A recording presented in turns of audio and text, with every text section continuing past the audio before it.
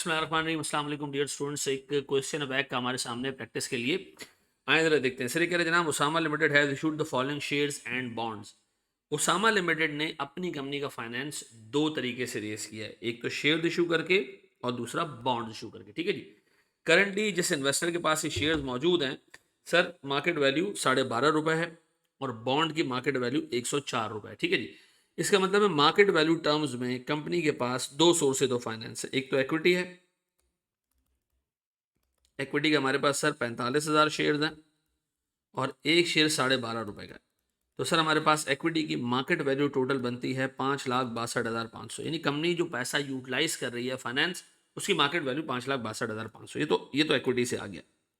Date 1200 bonds, 104 रुपए का एक बॉन्ड, ये हो जाएगा सर 1,24,800 रुपए। ठीक है जी। अब मुझे एक बात बताएं सर, कंपनी के पास ये दो सोर्सेज ऑफ फाइनेंस हैं। जिन लोगों ने पैसा इन्वेस्ट किया है, इक्विटी होल्डर देख रहे हैं जी हमारे 5,62,500 रुपए लगे हुए। जिन्होंने लोन दिया वो देख रहे हैं कि हमारे को 1,24,800 रुपए लगे हुए। ठीक है। क्या मांग रही है कंपनी से? सर ये रिटर्न मांग रहे हैं। शेयर होल्डर क्या मांग रहा है? सर शेयर होल्डर मांग रहा है 17.5%, और डेट होल्डर उससे 9% कम मांग रहा है। क्यों? बॉन्ड या डेट होल्डर कम क्यों मांगता है? देखिए सर, जब कंपनी लोन लेती है तो लोन पे इंटरेस्ट हर हाल में देना है, चाहे प्रॉफिट कमाओ या ना कमाओ। तो जो डेट होल्डर या लोन देने वाला है उसको फायदा है, चाहे कंपनी प्रॉफिट में हो या ना हो, उसको सूद मिलना ही मिलना है। सर एक लिमिटेड टाइम के बाद कंपनी ने लोन का पैसा वापस कर देना। एक दफ़ा शेयर इशू हो जाए तो सर याद रखिएगा, कंपनी वो पैसा कभी भी वापस नहीं करती। शेयर होल्डर को शेयर जाके किसी दूसरे बंदे को बेचने पड़ते हैं, कंपनी पैसे वापस नहीं देगी। सर अगर प्रॉफिट हो तब भी ये हो सकता है कि कंपनी के शेयर होल्डर को डिविडेंड ना मिले। ठीक है जी। तो याद रखिएगा कंपनी का शेयर, अच्छा सबसे इंपॉर्टेंट बात, जब कंपनी प्रॉफिट कमाएगी तो पहले सूद देगी, जो बचेगा वो शेयर होल्डर को मिलेगा। पहले मिले भी डेट होल्डर को, बाद में शेयर होल्डर को मिले।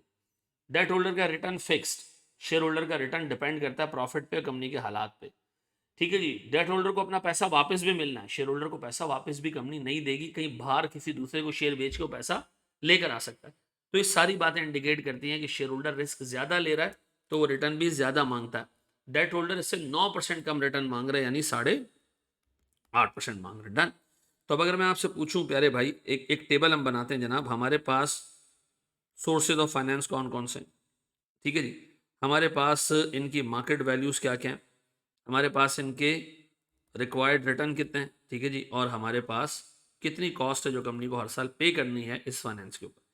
तो सर एक तो हमारे पास इक्विटी है, एक हमारे पास डेट है। मार्केट वैल्यू सर इसकी 5,62,500 है, और सर इसकी मार्केट वैल्यू 1,24,800 है। सर ये मांग रहा है 17.5%, ये गरीब मानू मांग रहा है 8.5%। ठीक है जी। तो कंपनी को 5,62,000 रुपये 17.5% कमा के देने, इसका मतलब है शेयर होल्डर्स के लिए हमें राउंड ऑफ करके 98,438 रुपीज सर हमें डेट होल्डर के लिए क्या कमाना है? सर 10,608 रुपए। ये दो कंपनी ने हर साल कमाने, कंपनी को हर साल कितना कमाना है? 1,09,046। किन के लिए? अपने शेयर होल्डर्स और डेट होल्डर के लिए, ताकि ये खुश रहे। ठीक है जी। मुझे बताएं सर, मेरे पास कंपनी का टोटल फाइनेंस जो मार्केट वैल्यू टर्म्स में हमारे पास मौजूद है 687,300। सर अगर इसको मैं इससे डिवाइड करूं तो मेरे पास 15.87% का रिटर्न आता है। इसका मतलब है कंपनी को इस साल अपनी मार्केट वैल्यू पे, जो उसकी सोर्सेज ऑफ फाइनेंस की मार्केट वैल्यू, यानी शेयर होल्डर्स और डेट होल्डर की जो टोटल इन्वेस्टमेंट है उसकी जो मार्केट वैल्यू है, उसमें 15.87% कमा के देना है। यानी कंपनी ने मर के भी हर साल इतना पैसा कमाना है ताकि शेयर होल्डर्स को जो है वो डिविडेंड दे सके और सूद, जो डेट होल्डर्स है उनको सूद पे कर सके। ठीक है जी। ये समझ आ गया। 15.87 इज आवर वैक। ठीक है जी। सर दूसरे सवाल पे आते हैं।